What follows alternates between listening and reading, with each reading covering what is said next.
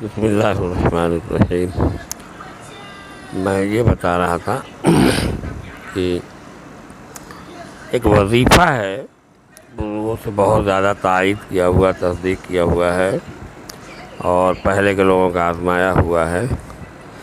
وہ یہ ہے، ویسے تو کسی بھی موقع پر کسی بھی وقت میں پڑھا جا سکتا ہے، لیکن اس کی سب سے بڑی فضیلت جو ہے وہ رمضان میں تیسرے جمعہ کی ہے۔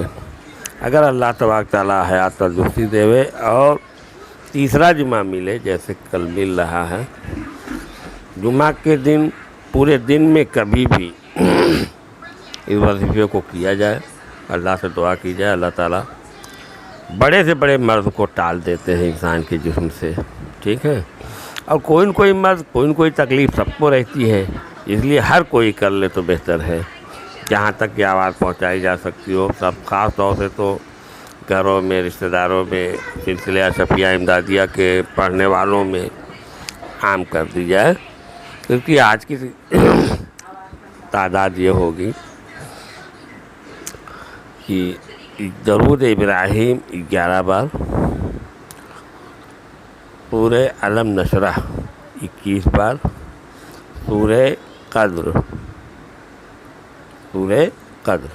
اِنَّا أَنزَلْنَاهُ فِي لَيْلَةِ الْقَدْرِ وَمَا أَدْرَاكَ مَا لَيْلَةُ الْقَدْرِ۔ یہ دونوں صورتیں 21 بار پڑھی جائیں، اور پھر درود ابراہیم 11 بار، یعنی اول آخر درود ابراہیمی 11 بار ہو گیا، اور 21 بار سورہ قدر اور سورہ علم نشرح